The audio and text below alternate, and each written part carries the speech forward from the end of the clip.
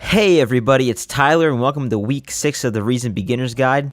Last week we finished recording everything for a song, and this week we're going to learn about EQ. So before we get started, let me just go over the little tweaks I made. I redid all the levels here to make sure everything was right where they're supposed to be volume-wise in the mix. If we take a listen real quick, the vocal's now a lot more in the front, which is where we wanted it to be. So that's good. So EQ, what is EQ? Now, if you don't know what an EQ is, you've probably used one before. Most people actually have. Most car radios have EQ, sometimes like stereos, or sometimes you'll find an EQ setting on your MP3 player or your iPod or whatever. And those are really basic EQs. They usually only have a couple limited controls. Here in the music production realm, we have unbelievable control over how we can equalize things. We can get really specific, but for now we're going to keep it real simple. But first of all, let's take a look at an EQ. So I'm going to head over to the master section. I stuck this equalizer that I have here, the FabFilter Pro Q. Now this is a VST. You can use any EQ, but I like using this one. So let's take a look at this. This is on the master section, so the whole song is going through this right now. So let's play the song real quick. And we notice how, if we look at it, you can actually see the song, the frequency response of the song. Down here is the bass, up here is the treble. And it's even labeled here, 20 hertz, 50 hertz, 100 hertz, all the way up to 20 kilohertz. And the human range of hearing is 20 kilohertz. Can't hear any lower, no human can hear any higher. So, in an equalizer, we put in these little curves here, and they boost or they cut different frequencies. So if we listen, if I boost the treble, it's going to get real tinny sounding. If I cut the treble, it's going to sound muffled. Now let's go over to the bass. If I boost the bass, first thing you notice, there's a ton of clipping. Bass is pretty loud, but it gets real muddy. Take the bass out, sounds real empty.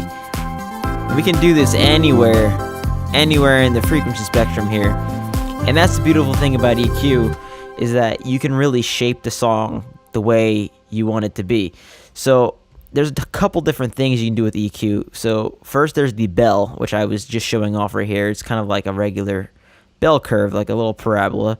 And there's this thing called the Q. You can adjust how wide it is. Sometimes you have it real thin, maybe. You got to get a little spot, maybe cut a little spot out. Sometimes you want it pretty big, make big sweeping changes. You have a lot of options. Now another thing are the low pass and high pass, or as they are in this, low cut and high cut. You can see them either way. Here we have a low cut filter. And if we notice here, everything here is the same, and all of a sudden it just rolls right off. It cuts the lows at the frequency that you want it to be. I can set it to a higher frequency, you can set it to a lower frequency. Let's listen to see what this sounds like. So I'm going to roll this up.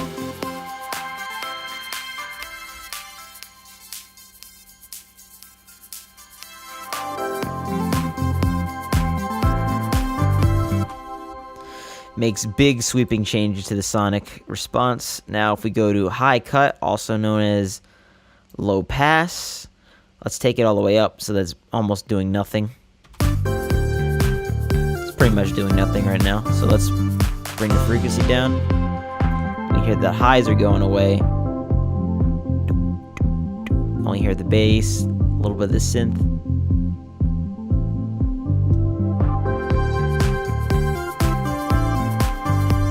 Some equalizers will have the decibel per octave, which is basically how steep the line is.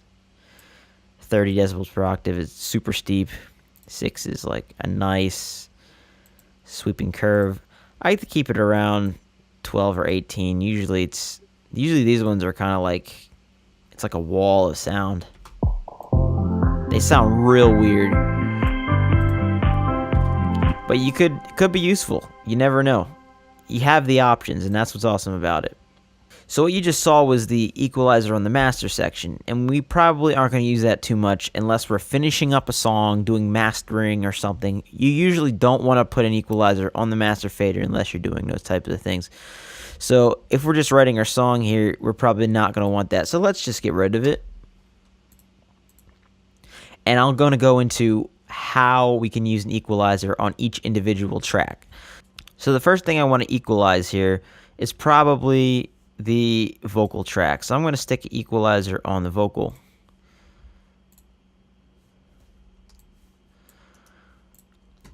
Let's loop this.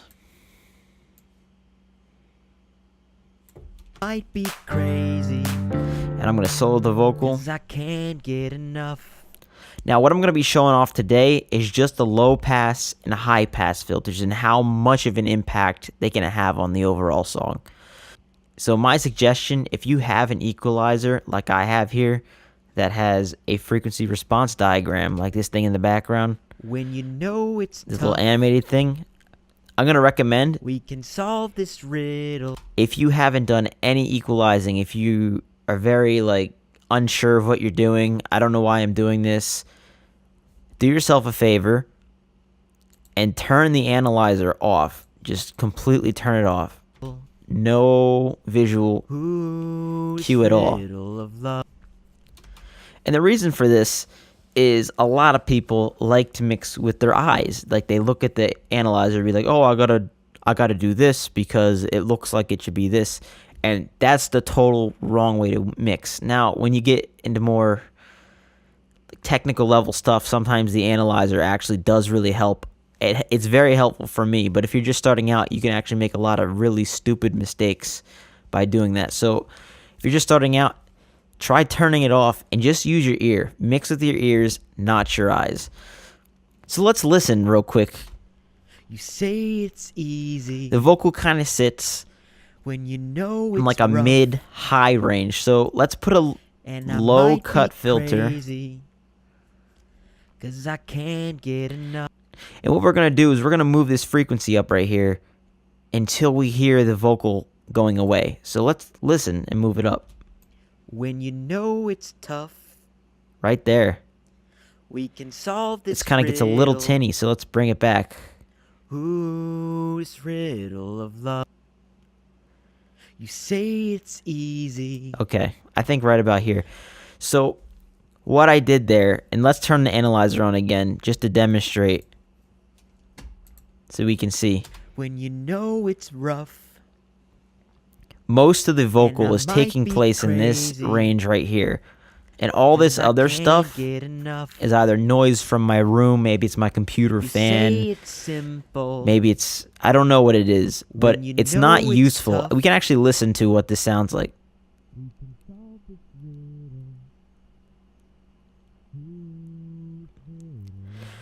So there's a little bit of sound in there, but most of it's not really helpful to the overall mix of the song, so we just cut it out.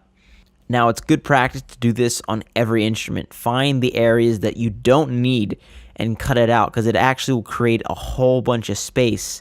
Now, you see what happens, you get all these instruments, they all make different sounds. Like, say, the vocal, you can see, it takes up Say it's easy. it takes up the whole frequency spectrum. It's got stuff down When here you know that you it's don't really need. And then you have the kick that's mainly down here in this area because it's a lower sound.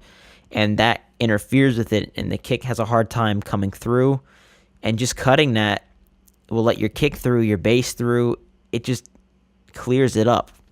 So let's go ahead and put another one on the bass.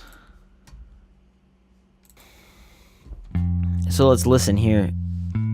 Bass is mostly low, so we're probably not going to cut the lows. We want those, because it's a bass.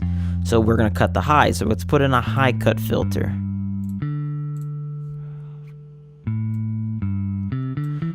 Let's set this to 18, I think. Yeah. Let's bring it back. Right there, I hear cutting stuff off.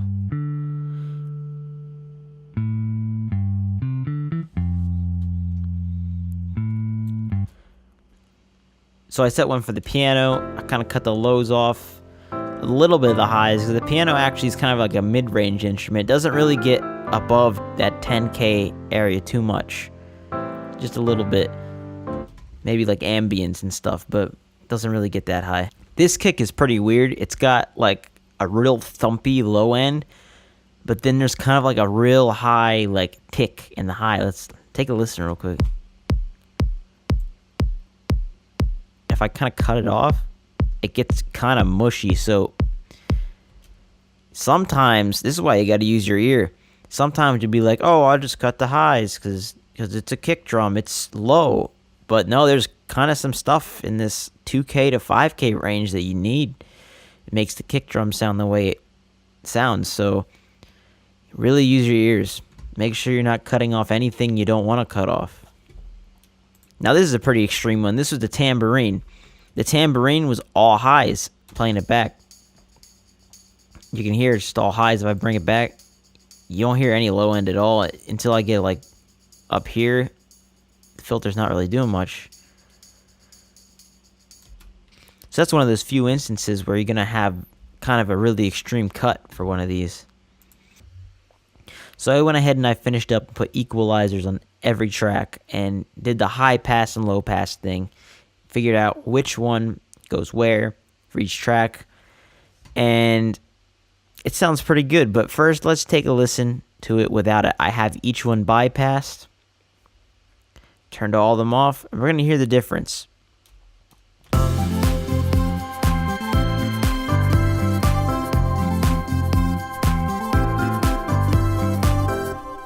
Now here it is with all the equalizers on, with all of our changes made.